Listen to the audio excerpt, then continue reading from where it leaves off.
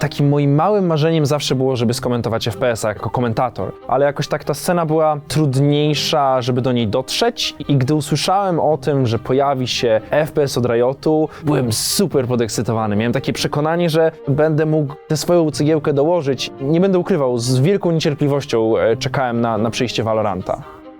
Project A. Z mojej perspektywy nie było to, szczerze mówiąc, aż tak może ekscytujące jak dla wszystkich. Jasne, z jednej strony Riot Games, firma, która zrobiła już jedną świetną grę w postaci LoL'a, ale z drugiej strony jako też osoba, która w FPS-y grała od zawsze, nie miałem jakiejś takiej wielkiej podjarki, że nadchodzi coś nowego. Taktyczne FPS-y mają to do siebie, że to gry przede wszystkim e-sportowe. Trudno o gatunek gier, które są bardziej oparte o taką bezpośrednią, nazwijmy to rankingową rywalizację. Początki Valoranta w Polsce były zdecydowanie trudne. Mieliśmy Crunchy Scapa albo Nice Cactusa, ale to był jeden turniej może na miesiąc z niedużą pulą nagród. Grało się o 150, o $200. Więc jeżeli chciałeś stworzyć sportową karierę na samym początku w Valorancie w Polsce, nie miałeś do tego zbyt dobrego zaplecza. Musiałeś zainwestować, musiałeś uwierzyć, że w długofalowej perspektywie to się opłaci. Już na samym początku mieliśmy mnóstwo zawodników z innych tytułów. Graczy z Battle Royale, mieliśmy graczy z zupełnie innych strzelanek i oni ścierają się na jednej arenie i okazuje się, że ludzie, którym wydawało się, że będą wszystkich wciągać nosem, nie zawsze są najlepsi i to chyba była jedna z najbardziej takich pikantnych rzeczy wczesnego Valoranta. Zakładałem, że będę grał dopiero od prawidłowej wersji gry, ale zagrałem w pierwszą grę w becie i mówię, to jest najlepsze, w co grałem od dłuższego czasu. Zrozumiałem, że dla mnie to będzie tytuł, który mnie pochłonie. I tak się stało.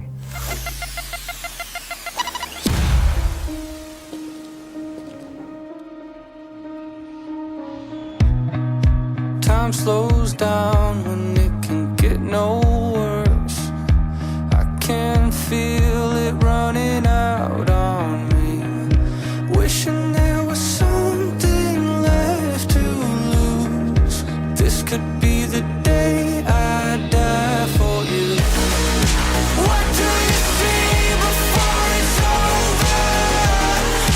Blinded flashes getting closer. Sacrificing everything I knew. This could be the day I die for you.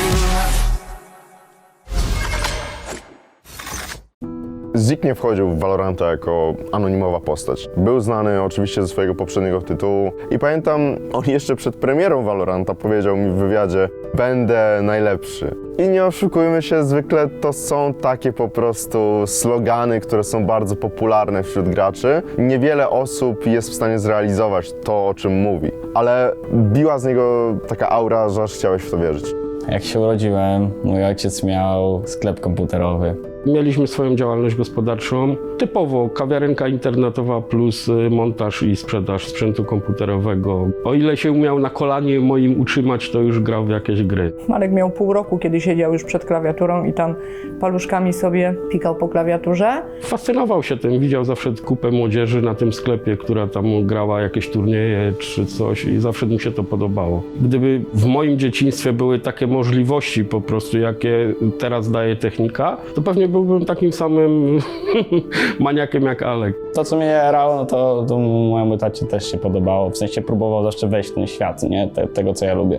Wtedy nie było, ludzie nie mieli pieniędzy, nie było takich komputerów, internet był horrendalnie drogi. Pamiętam, tutaj było serce w tym domu, internet i sieciowo do wszystkich sąsiadów, tych co chcieli, to praktycznie od nas tu miał cały blok ten internet, nie? Co najbardziej we mnie tak eksplodowało w środku, to jak wiadomo Virtus Pro wygrało Majora. Pojechałem tam, byłem na żywo, bo Katowice to jest moje miasto, w którym się urodziłem i mówię, wow, chcę być taki, chcę tak grać przed publicznością i wygrywać. Mąż był bardzo zadowolony z tego, że on jest zainteresowany komputerami. No ja już mniej jako mama, wiadomo, edukacja. Po prostu traktowałam to jako zabawę. Zawsze dobrze się uczył, miał dobre oceny, a był taki moment, że okazywało się, że tam trochę opuszczał tych lekcji i tak dalej. Zmienialiśmy kilkakrotnie szkołę, od państwowych po prywatne. No miał warunki praktycznie najlepsze, jakie mógł mieć, ale i tak czasu brakowało. On praktycznie nie spał w ogóle, zawoziliśmy go do szkoły i co chwilę dostawaliśmy telefony ze szkoły, że syna brzuch boli, że syn śpi na lekcjach. Zawsze po prostu przychodziłem do szkoły, żeby zdać jakiś egzamin i żeby mieć 50% frekwencji i potem wrócić do domu i grać sobie. Były awantury. Było wyłączanie komputera, było włączanie niekiedy prądu, albo grożenie, że wyłączymy, byleby tylko nie grał. Jak chodziłem do liceum, wtedy już grałem tak w gry, że tam jakieś pieniądze zawsze mi wpadły z jakichś mini turniejów. Był taki moment, przypominam sobie, że przyszedł do nas do pokoju i mówi tak: chciałbym coś zmienić. Mam do was olbrzymią prośbę. I myśleliśmy, że nareszcie zajmie się edukacją. I ja mówię: słuchaj, zrozumiał. A on wyszczelił: potrzebuję pieniędzy na nowy komputer, bo inaczej nie będę mógł nic osiągnąć. I to był ten moment, w którym zrozumieliśmy, że no niestety nie zrobimy nic w tym kierunku, żeby dalej poszedł ze swoim wykształceniem i trzeba go obdarzyć pewną dozą zaufania. Jeżeli była potrzebna nowa karta grafiki, to z nieba wyczarowywało się po prostu kartę grafiki za kilka tysięcy złotych. Jeżeli były zmiany w komputerze, no to po prostu składaliśmy na szybko nowy komputer. No cokolwiek było potrzebne, zawieźć go gdzieś na jakiś turniej. Całkowicie poświęciłem się na to, żeby jego kariera się powiodła. Nie miałem nawet cienia wątpliwości, że mu się nie uda. Potem był pierwszy największy turniej i się do niego dostałem i wtedy dostałem ofertę od Macieja Opielskiego, czy chciałbym dołączyć do AGO Esports. No i mówię: wow, no tak, organizacja sportowa i to taka największa w Polsce. Ja sam z nim zresztą jechałem chyba do Warszawy podpisać jego kontrakt z AGO. Włodarze AGO mi wytłumaczyli mniej więcej, na czym to polega ten profesjonalny e-sport i na jakiej zasadzie ten kontrakt. No to już wiedziałem, że to jest jego droga w życiu, nie?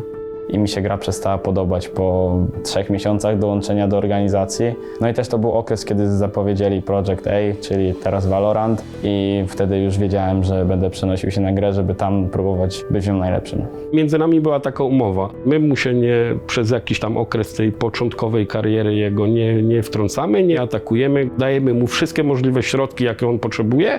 Jeżeli nie wychodzi mu z tą grą, to wraca po prostu do szkoły, my mu pomagamy ze wszystkim, jest na naszym utrzymaniu po prostu i zaczyna wszystko od nowa. To widać, kiedy dziecko gra tylko i wyłącznie dla własnej przyjemności, a kiedy coś osiąga. Nie chcieliśmy, żeby wybierał między naszą złością a swoją drogą, którą obrał. Tylko mu mówiłem, żeby się nie zachłysnął tą sławą, bo się udławi, bo przyjdzie pierwsza porażka i wejdzie mu to w głowę nie? Żeby się nie przejmował. Małymi kroczkami do przodu i będą te sukcesy. Zawsze byłem wdzięczny moim rodzicom za to, że chcieli dla mnie jak najlepiej. Zawsze mnie wspierali i jakkolwiek mam jakiś problem, nie wiem, chociażby z kontraktem w organizacji, z moją firmą, no nie wiem, z czymkolwiek, to zawsze są w stanie mi pomóc i zawsze jakąś radę dać. Emocje są niesamowite. Oglądamy praktycznie wszystkie te ligi polskie plus zagraniczne, przynajmniej ja. Po prostu śledzę więcej niż Alek. O. Mój mąż zna wszystkie taktyki, wszystkie postaci, no w ogóle generalnie zna tą grę, natomiast ja siadam i po prostu teraz nie zabijamy zielonych, albo teraz nie zabijamy czerwonych, w zależności czy Alek jest w defensywie, czy w ofensywie. Wydaje mi się, że to był taki po prostu mój własny plan. Od dziecka zawsze byłem taki, że chciałem zrobić coś dużego i być kimś.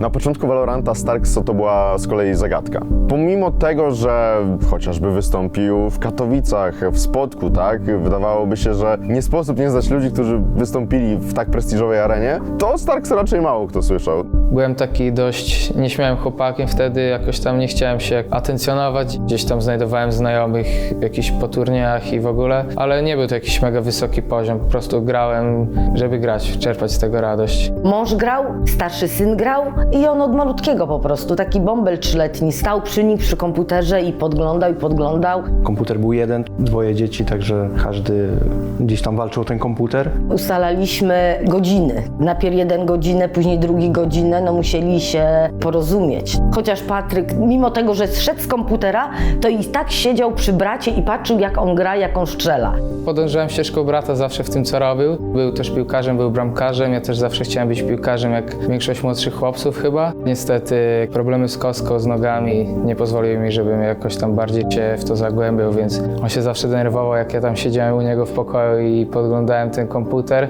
i zawsze mnie wyganiał, ale zawsze się znalazła jakaś godzina czy dwie, gdzie mama mi pozwalała grać. No i tak się zaczęło. Patryk już jak zaczął grać, no to on gdzieś już zaczął się interesować tą sceną e-sportową i gdzieś go ciągło w tą stronę. Takimi pierwszymi moimi idolami to było Virtus Pro. To był taki przełomowy rok dla mnie, gdzie oni zwyciężyli ten turniej po prostu w Katowicach w 2014 i się w tym totalnie zakochałem. Ja jak oglądałem ten turniej, to po prostu mówiłem, że no, chcę być tak jak oni, te wszystkie emocje, ta cała widownia, to jest coś, co ja po prostu chcę robić w życiu i po prostu zawsze podążałem ich śladami. Dużo się o tym mówiło, tak, że dzieci są uzależnione od komputerów, od tych gier. Ja się po prostu o niego martwiłam, no jak każda matka. Po prostu tylko będzie na tym kompie siedział i grał dniami i nocami i nic z tego nie będzie. Ani pracy, ani szkoły, żadnej przyszłości. Byłam bardzo przeciwna, o tak powiem. Mama narzekała, że tam słabsze oceny w szkole, ona zawsze mnie po prostu pchała, żebym ja najwięcej wyciągnął z tej szkoły, ale ja tam szedłem w te gry jednak i ta szkoła była zawsze na tym drugim miejscu. I już jak poszedł do szkoły, to tak, to były zakazy, zabierałam mu kable. Sorry, Patryk. Zazwyczaj, bo jak jakaś jedynka była w szkole, oczywiście wieczne uwagi w szkole, no to po prostu ja mówiłam, no coś za coś. Będą oceny, to i będzie komputer. Był komputer w weekendy, czasami był też w tygodniu, ale czasami nawet w ogóle nie było w weekendy komputeru, jak jakaś jedynka wpadła z przyrody czy z czegoś. No i to już była masakra w domu, ja naprawdę to przeżywałem bardzo.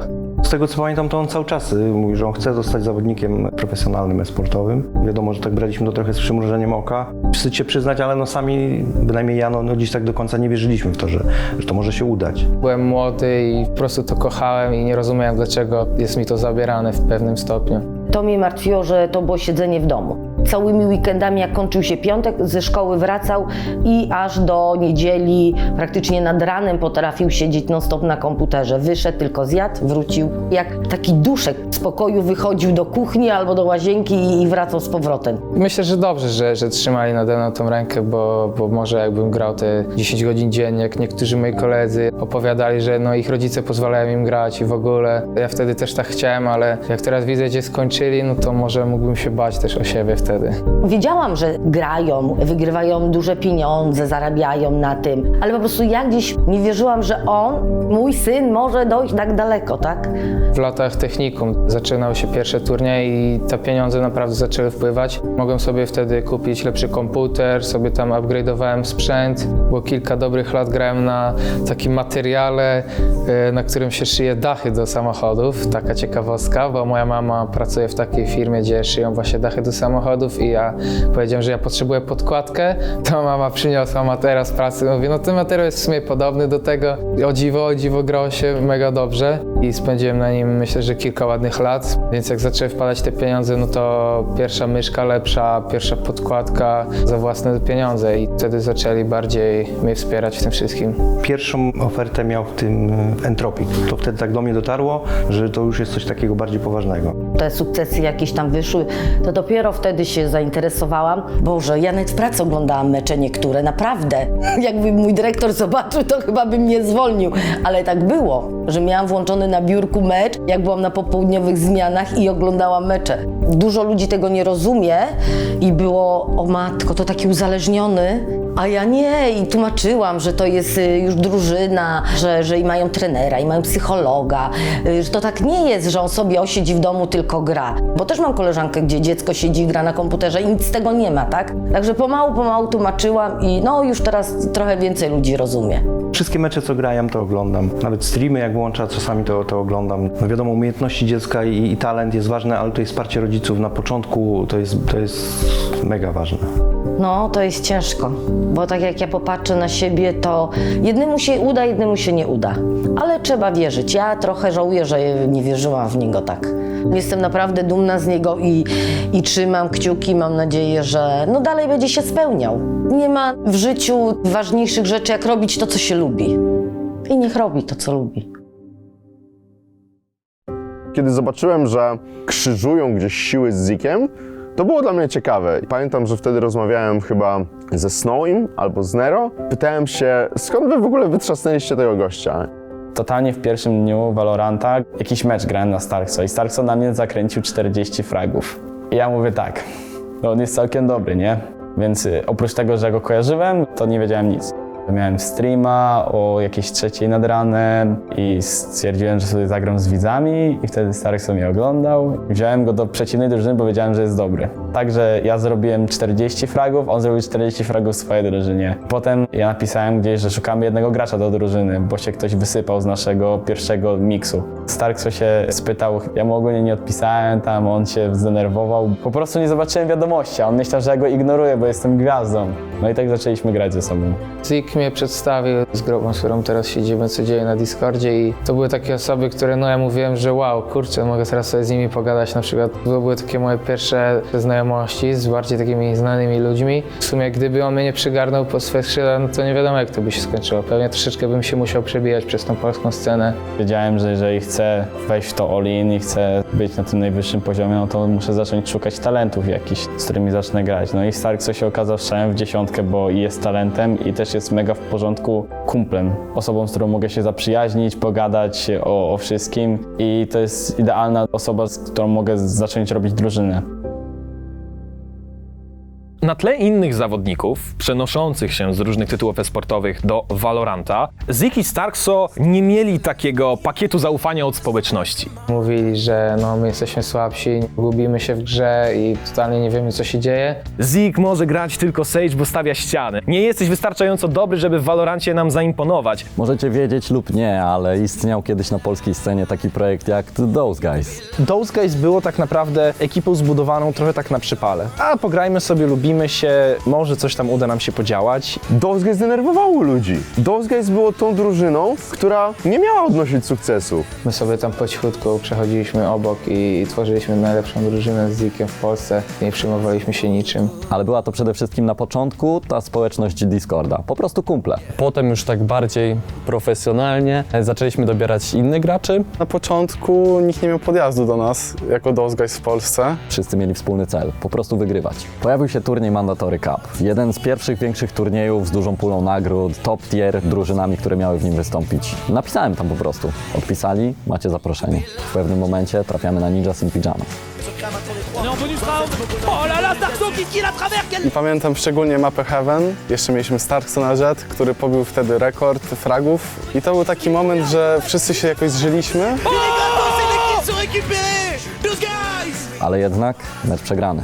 Od bardzo wczesnego momentu gry było widać, że Zik i Starkso to są te dwie osoby, które mają to coś. Jak weszli w świat Valoranta, to nie byli najlepszymi graczami w Polsce. Grali, trenowali i po prostu widać było to, że z turnieju na turniej czy z dnia na dzień są coraz lepsi i każdy chce wygrać, ale nie każdy jest w stanie poświęcić cały swój czas właśnie, żeby wygrać. Też nie było tak, że Those Guys był super stałym kolektywem, przecież oni również mieli kilka konkretnych zmian, bo tam właściwie tylko Zik i Starkso zostawali między tymi przerabianymi ekipami. Chcieli bardzo osiągnąć sukces. Cały czas próbowali znaleźć tych graczy, dzięki którym to się wydarzy. Od tego czasu byliśmy takim duetem, że na studzie widzieli, że to jest duet z Zik Starkso. Jak para tak. W sumie na 3 turnieje przegraliśmy łącznie 3 mapy. Miało się to takie przekonanie, że jak komuś z Polski ma cokolwiek się udać, to będą to Those Guys. Jak nie będą to Those Guys, to po prostu na ten moment scena nie oferuje innej składanki graczy, która miałaby podziałać. Those Guys było po prostu historią, którą chciało się śledzić i która nadawała jakieś narracji w ogóle scenie na tak wczesnym etapie.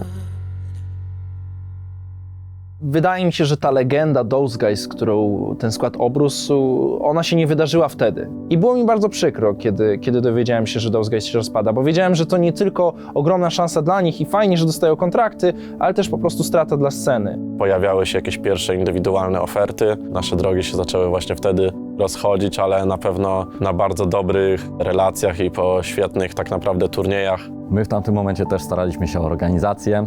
Pamiętam taką historię, kiedy Those Guys się zaoferowało, że są w stanie grać za 1000 zł. To z organizacji padło pytanie na głowę czy na drużynę. Wtedy zrozumiałem, że być może zmarnuje się najbardziej perspektywiczny polski skład. Niemalże każdy turniej, który w Polsce się dział, to Those Guys po prostu inkasowało pierwsze miejsce z bomby, z automatu. I nikt nigdy się z nimi nie dogadał. Starkso jednak zdecydował, że odchodzi, no i drużyna po prostu się rozpada. Czułem, że może faktycznie jakaś zmiana, nie czułem się chyba dobrze wtedy w tamtym zespole i naszła ta oferta od Entropic i po prostu myślałem, że to będzie jakiś taki przełom w mojej karierze, że powinienem to zrobić. No i się rozstaliśmy z Zikiem. Zik dostał pierwszą ofertę z Nolpenek, którą właśnie odrzucił, bo pamiętam, że wtedy mówił on o tej złotej piątce polskiej, że chciałby on tym polskim zespołem podbijać Europę. Oferta z Entropic była nie do odrzucenia, a Zik wtedy odezwał się do Nolpenek, czy ich oferta jest w takim razie dalej aktualna i jakoś się wszyscy rozeszliśmy. Minęło kilka miesięcy i nie było żadnych jakby widocznych polskich talentów, żeby dalej robić te drużyny, więc ja rozumiem totalnie jego decyzję. Tylko to wszystko, jak on to zrobił, trochę mnie to poruszyło. Nie był to łatwy wybór, ale wtedy myślałem, że jest to dobre wejście. Nigdy Those Guys nie osiągnęło takiego sukcesu, który moglibyśmy jak tę wisienkę na torcie obok tej nazwy postawić, bo myślę, że ona jest trochę legendarna. Myślę, że to jedna z tych sytuacji, w których nie można nie zadać sobie tego pytania, co by było gdyby. Być może wtedy inaczej mówilibyśmy o polskiej scenie na przestrzeni europejskiej. Nie mówilibyśmy o pojedynczych nickname'ach w najlepszych drużynach z Europy, tylko może mielibyśmy kolektyw, który faktycznie w tej Europie coś znaczy. I Those Guys było chyba jedynym zespołem w historii Polski, który miał pewnie na to perspektywę, a nigdy się to nie udało. I troszkę tego żałuję, troszkę jest mi szkoda, że to się nie stało.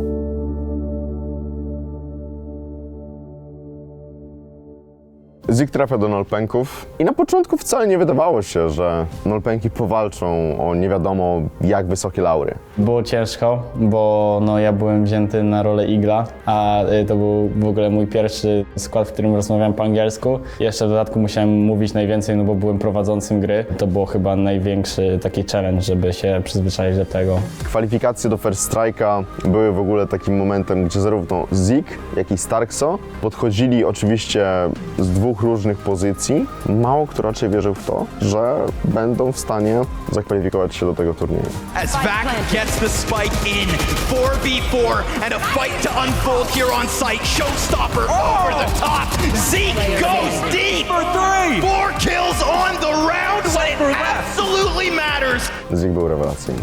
Now it has to be everything and he goes down. An ace from Zeke. Po kwalifikacjach do First Strike'a każdy wiedział, kim jest Zik. To już był tak ogromny sukces, że w ogóle udało się na ten turniej awansować, że nawet przegrany ćwierćfinał nie bolał. Rozstaliśmy się właśnie dlatego, że dużo graczy po prostu dostawało jakieś indywidualne oferty, a też wszystkie rostery, które zostały mi przedstawione, wyglądały mega w porządku i wydawało mi się, że będą dla mnie lepszą opcją niż zostanie w Nolpenkach.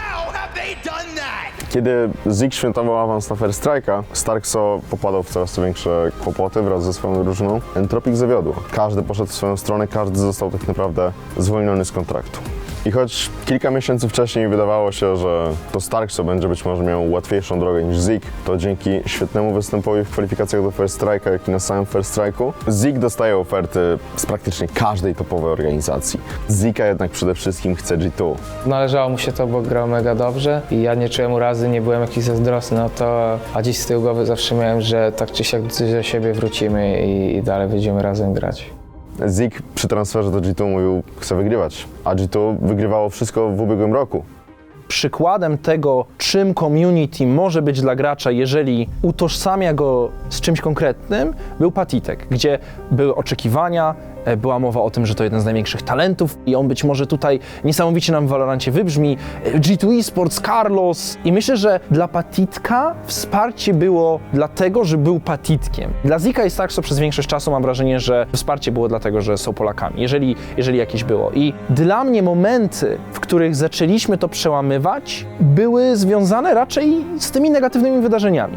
Miałem nadzieję, że to będzie dwóch polskich zawodników, którzy zainspirują całą polską scenę do tego, żeby grać coraz lepiej, bo G2 to jest marka. Każdy chce grać w G2. To jest wielka szansa, którą trzeba wykorzystać.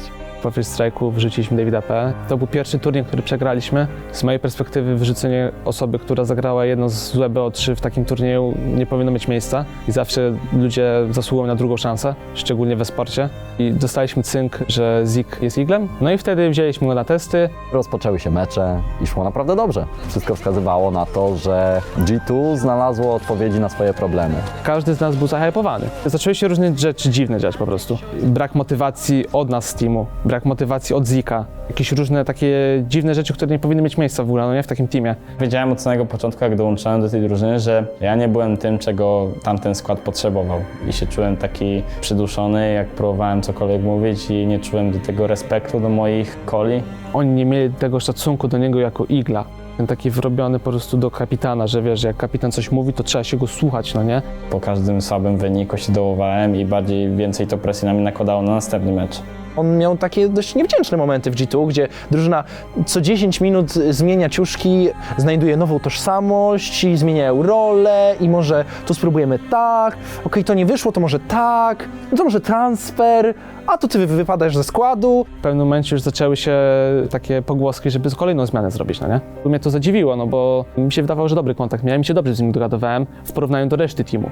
Okazuje się, że na pierwszy bootcamp tej drużyny, gdzie wszystkie te problemy miały być rozwiązane, Zik nie może pojechać. Nie każdy wiedział, że ja zachorowałem i tak naprawdę przyczyna, dlaczego nie grałem tych ostatnich kwalifikacji, była tylko dlatego, że nie mogłem na bootcamp pojechać, bo zachorowałem 3 dni przed bootcampem. Ten bootcamp by na pewno dużo rzeczy zmienił, no bo oni by zobaczyli, jaki on jest i byśmy pogadali, byśmy zobaczyli, jacy jesteśmy na żywo. To by myślę, że ten team naprawdę dobrze działał. Bałem się po prostu o to, że ludzie pomyślą, o 4 miesiące pograł, zniszczył zespół i został wyrzucony. Największy chyba rozwój w perspektywie jego kariery, względem polskiej społeczności oczywiście, był wtedy, kiedy wyrzucili go z G2.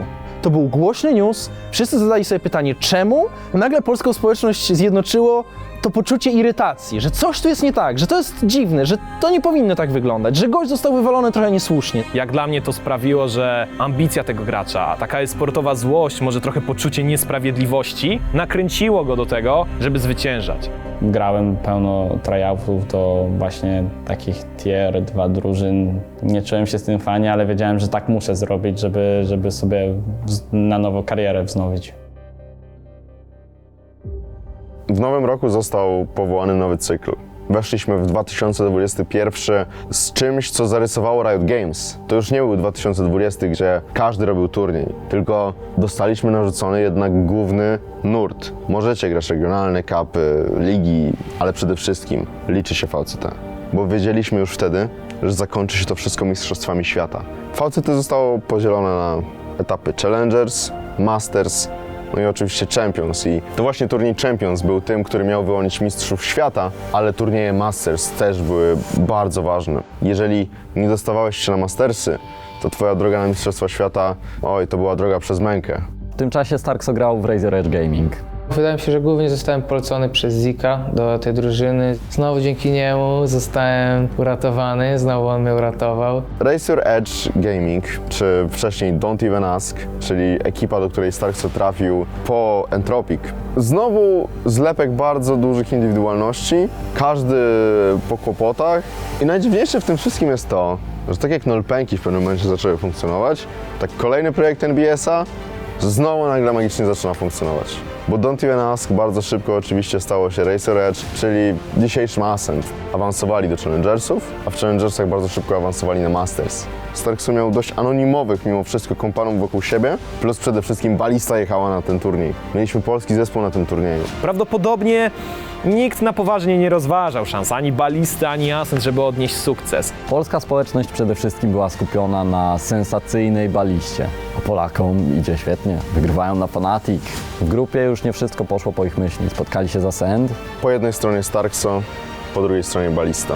Colder Menta, though, is the ultimate player on this side. Starkso finally shuts it out. Looks like it. He's sitting this. You got to speed up here, Starkso. Starkso. Snakebite gonna eat a lot of time for him. Killer swings through, picks up the kill, the fourth on the round. Bardzo szybko stało się jasne, że pierwszy wygrany mecz to jednocześnie będzie mecz, który któregoś z Polaków wyrzuci za burtę. Też mi było przykro, że musieliśmy się spotkać razem w dolnej drabince i po prostu musieliśmy ich wyrzucić z tego turnieju, no ale taki jest e-sport.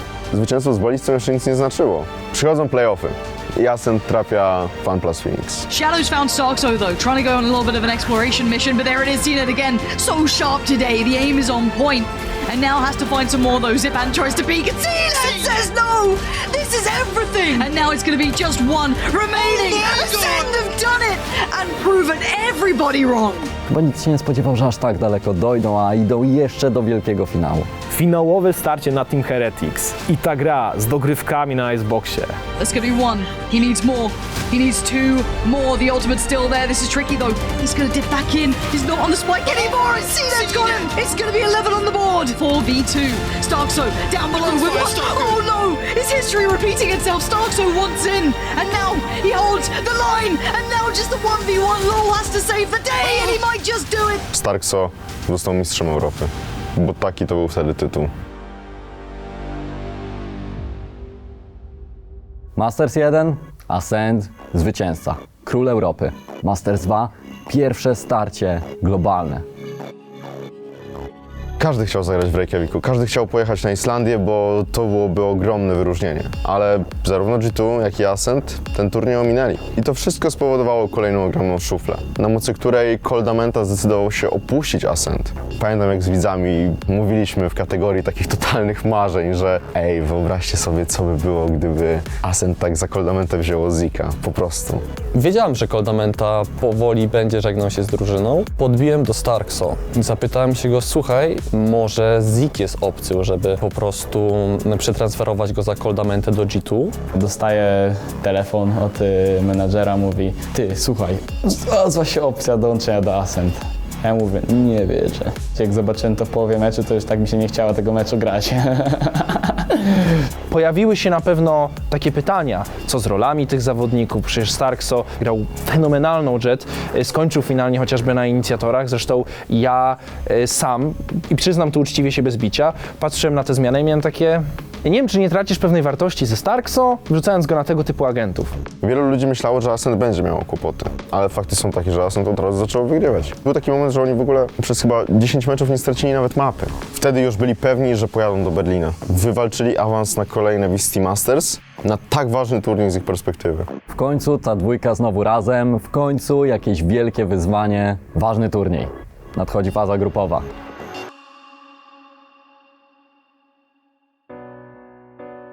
I Berlin przez długi czas zapowiadał się na naprawdę niesamowitą historię. Przyjeżdżali do stolicy Niemiec jako jedni z faworytów, rozbijając Supermassive Blaze. Wszystko idzie w świetnym kierunku. Ale Ascent przegrało na Vision Strikers. Ascent nie wyszło z tej grupy tak łatwo, jakbyśmy może się tego spodziewali i to mogło zapowiedzieć też problemy już w samych playoffach. Porażka z Vision Strikers to był wypadek przy pracy. To był nasz pierwszy LAN. Mieliśmy bardzo dużo problemów technicznych. Ta porażka najbardziej nam jakby uświadomiła, jak ważne jest przygotowanie się na mecze, szczególnie tego typu rangi. I Supermassive Blaze ponownie spotyka się z Ascent w dużo trudniejszym spotkaniu. Mimo wszystko udaje się wejść do fazy pucharowej i w fazie pucharowej Ascent trafia amerykańską drabinkę. Wydawałoby się, że to idealna okazja, żeby pokazać Ameryce, gdzie ich miejsce. W ćwierćfinale 100 Thieves, w półfinale Sentinels i Envy zaczyna się tak bardzo wyczekiwane spotkanie. You saw that early rotation from Hiko noted on that Aldrone, and Ethan sitting on the backside of the pillar. Yes, Zeke's going to find Steel. What is going on here? Kilo's on the flank though, but he's got so many targets to deal with. Luckily for him, Starzer's bailed him out as well. Starzer's playing well from the side. Descend's starting to tear away with a bit of a lead. Runda za rundą Ascent rozdawało karty. Dilemma, actually. Now we're looking at front, Ethan just behind Nitro. Zeke's got his back though. Aston's been caught. That flank's now removed. Oh, but a bounding player comes flying on in. Oh, headshot tag onto Bocol. This could be sick though. Cnet just destroying the dreams of Hiko there. Jest 12-7. Try and make this trickier to close the gap. Asuna, great breakthrough kill, but good work again. Asuna is still doing it, but Cnet, he's here. He's finally arrived, and he gets sent back in Nitro out of nowhere. Wynik 12-7 to jest margines błędu na niesamowitym poziomie. Nigdy w życiu nie założysz, że zmarnują 5 szans na domknięcie meczu. Wszyscy byli już gołą w półfinale. Cnet's still alive. Okay, Nitro, there it is. Call on those years of experience. Call on it now, because don't put it on comeback. They've been it for years. 12-12, we're going OT. Przy 12-11 chyba zrozumieliśmy wszyscy, że ten mecz już nie jest do wygrania. Widać było, że ten mecz już został przegrany. Że ten mecz został przegrany w głowie. To udowodniła 24. runda, która doprowadziła do dogrywki. To udowodniły 2 kolejne rundy dogrywki. Damage exchange. Kilo's actually isolated by them. The flash is perfect. He's closed the gap. Ethan's coming with another. This could be it. 100 Thieves on the verge of destroying Ascend, ripping the lead away from them. 100 Thieves just rose to the occasion. 100 Thieves wygrywają całą serię Best of 3. Przed tymi Mastersami no to ludzie nazywają nas tą najlepszą drużyną w Europie, no i wymagania były bardzo wysokie. No jednak zawiedliśmy, czuliśmy tą presję w środku. Totalnie nie pamiętam tych moich uczuć, tego co się działo w mojej głowie podczas tej końcówki tego meczu. Graliśmy w kółko to samo i oni w kółko to samo i tak skończyliśmy mecz, po prostu nie wiedząc co się dzieje. Tak jakby wyłączyć nam zegar, klasnąć i obudziliśmy się po prostu w hotelach, tak jakby po jakimś nokaucie. Nie było ciekawie i też atmosfera wtedy w drużynie była okropna. Gracze się obwiniali po całym meczu i nie było fajnie. Po prostu większość zawodników napotyka tę ścianę i trochę trudno jest ją pokonać. Czasem po prostu nie jesteś psychicznie przygotowany jako człowiek. Czasem nie jesteś psychicznie przygotowany jako drużyna, jako kolektyw, bo może indywidualnie jesteś twardy jak skała, nic cię nie rusza, grasz zawsze dobrze, ale formacja jakoś się łamie, coś po prostu nie siada. Każda drużyna prędzej czy później napotka ten problem, że będzie gorszy mecz, będzie seria gorszych meczów, będzie gorszy tydzień, gorszy miesiąc. Wygrywamy wszystko i nagle zaczynamy przegrywać. Nigdy nikt nas nie nauczył, jak przegrywać. I następuje taki moment, że po prostu gracz chowa się do skorupy, no bo ta skorupa jest takim bardzo naturalnym mechanizmem obronnym, tylko paradoksalnie on nie zawsze cię broni, on czasem po prostu pogłębia problem.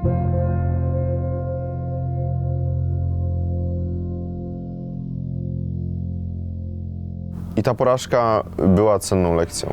Mogli stracić szansę na bezpośredni awans na Mistrzostwa Świata. Jeżeli na przykład G2 awansowałoby do finału, to G2 miałoby bezpośredni awans na Mistrzostwa Świata, a Ascent musiałoby brać udział w kwalifikacjach ostatniej szansy. Gambit wygrało z G2 w półfinale Masters, później oczywiście Gambit wygrało cały event w Berlinie. No i to Ascent było już pewne, że wystąpią na Mistrzostwach Świata.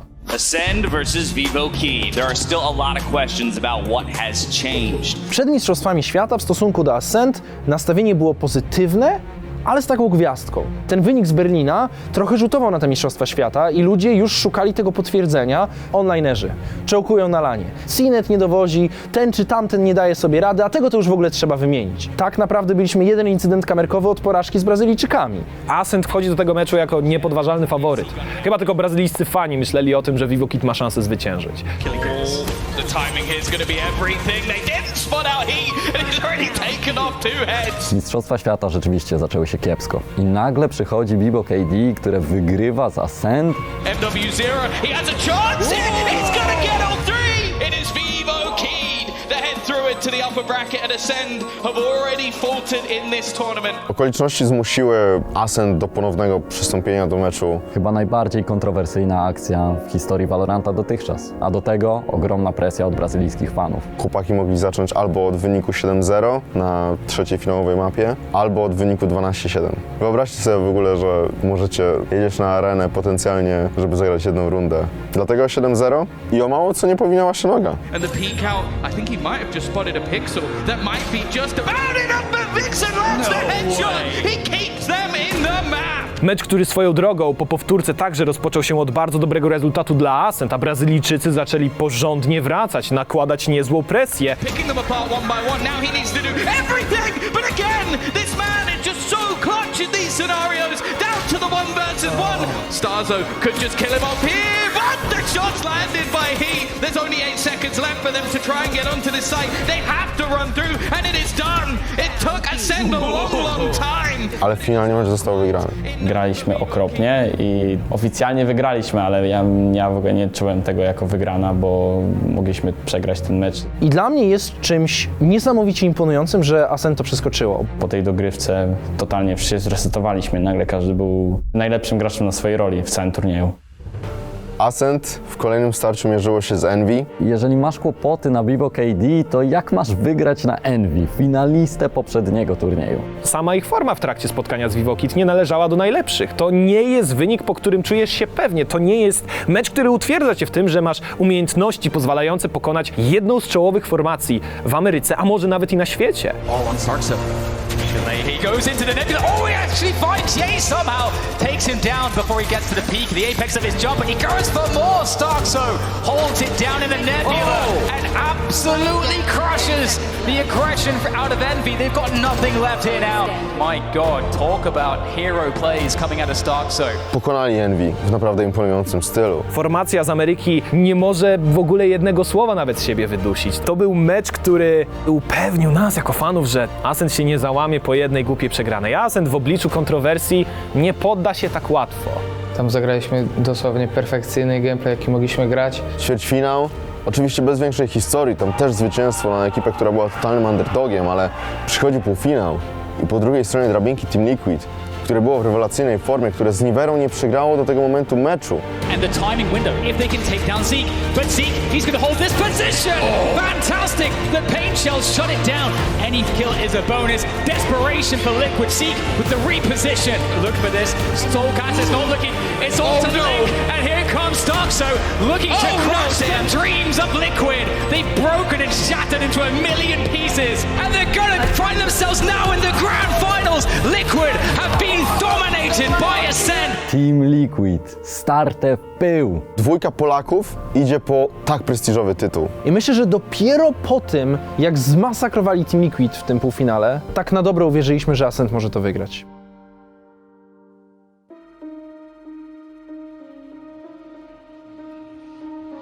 Wchodzimy do finału z różnymi nastrojami. Ascent, które wygląda na bardzo silne, z drugiej strony Gambit, które po triumfie w Berlinie poprzedniego Masters znów znajduje się w finale. Do meczu z Ascent mieli tylko jeden przegrany mecz na turniejach międzynarodowych. Wychodzenie na scenę było mega fajne przed finałem, bo to było coś nowego.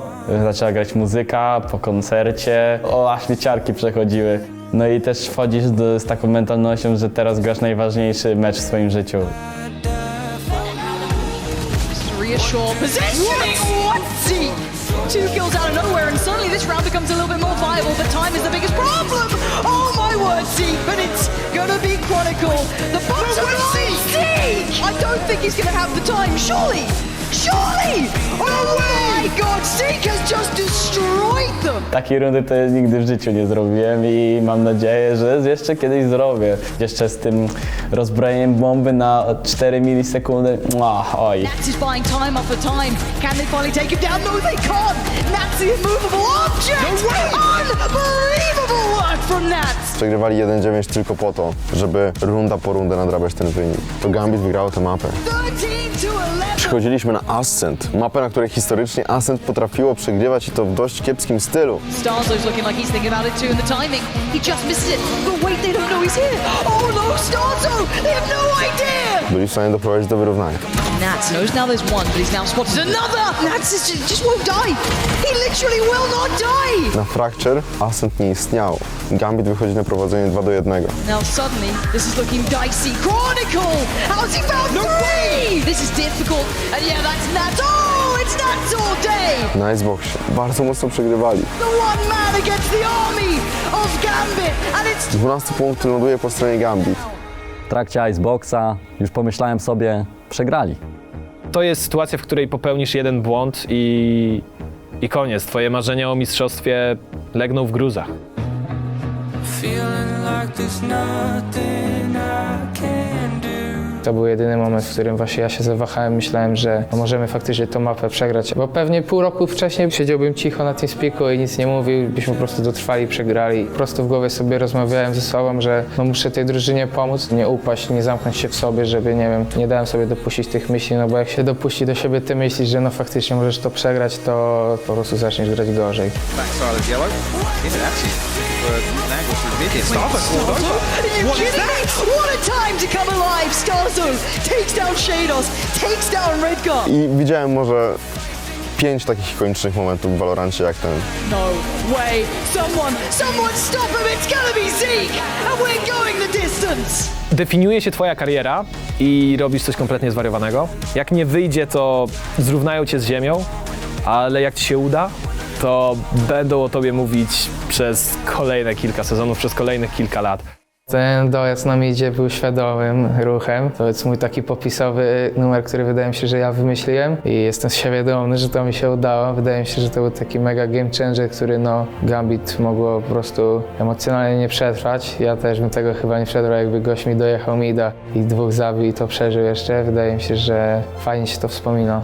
I o wszystkim miał zadecydować split. This gives Zeke a chance, and he gets in with both hands, looking for the follow-up. Shados, he was lower HP earlier on. Zeke! I to był magiczny moment.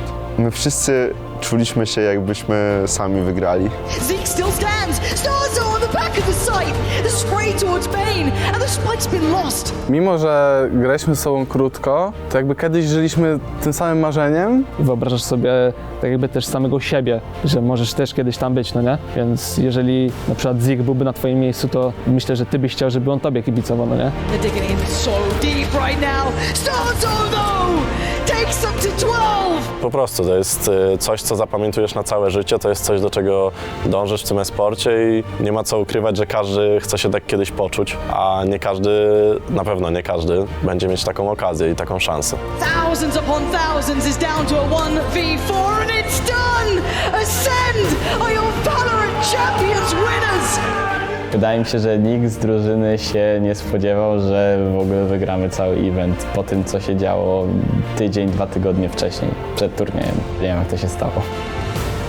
Jestem dumny, nie? Że osiągnął to, co mógł osiągnąć. To było jego zawsze marzeniem. Kupę ludzi w Polsce się z niego śmiało na początku, jak mówił wszystkim, że będzie najlepszy i tak dalej. No tak szczerze mówiąc, to chciałbym widzieć ich miny właśnie, jak podnosił te trofeum, nie? Z perspektywy czasu wydaje mi się, że to był najlepszy finał, na jaki kibice mogli zasługiwać. Po prostu był czymś, czego ja bym oczekiwał jako widz, jakbym oglądał ten finał.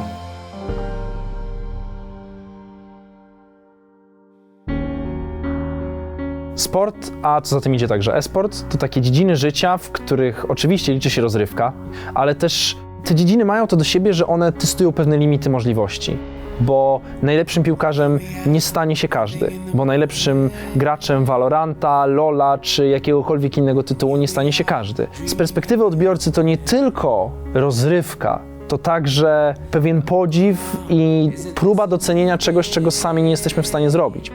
Mamy taki kompleks, że no tam jest ten sufit, my jesteśmy tutaj w Polsce i tam możemy sobie tylko popatrzeć, może komuś kiedyś uda się tam musnąć, ale raczej tam nie posiedzimy za długo. I właśnie to jest taka mentalność, którą złamał Ziki Starkso, bo po prostu pokazali, że się da. Te całe emocje, które były po tych Championsach, jak wygraliśmy ten finał, były niesamowite. No, nigdy takiego czegoś jeszcze nie doświadczyłem, że dajmy przykład, że TAS napisał posta na Twitterze na przykład, że jest z nas dumny, czy jakieś inne właśnie osobowości. No czytało się to naprawdę, jakbym był po prostu jakieś bajce, jakbym tśnił i nie spodziewałem się po prostu takiej reakcji ludzi i nie zdawałem sobie sprawy, że ten turniej był aż takiej dużej rangi przez następne dni i po prostu to do mnie nie dochodziło.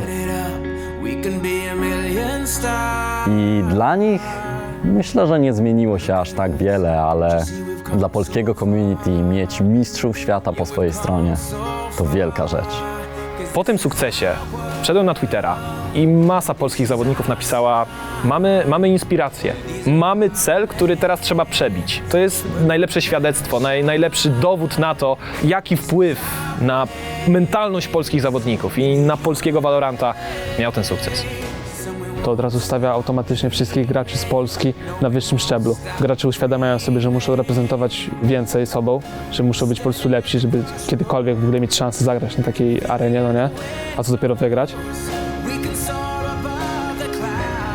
Wszyscy zobaczyliśmy, że się da, że każdy może do tego dążyć i wydaje mi się, że powinniśmy docenić i trzeba się cieszyć, że mamy 2 takich kozaków. Myślę, że w każdej gierce jest tak, że pierwszych mistrzów zawsze się zapamiętuje. Jest tak na przykład w LoL'u. Każdy wie, że Fnatic wygrało pierwsze Mistrzostwa Świata. Tak samo będzie w Valorancie. Jeżeli będzie gadka, kto pierwszy wygrał Mistrzostwo Świata, no kto ci do głowy przyjdzie? Ascent i Stark Suizik. To jest naprawdę fajny moment.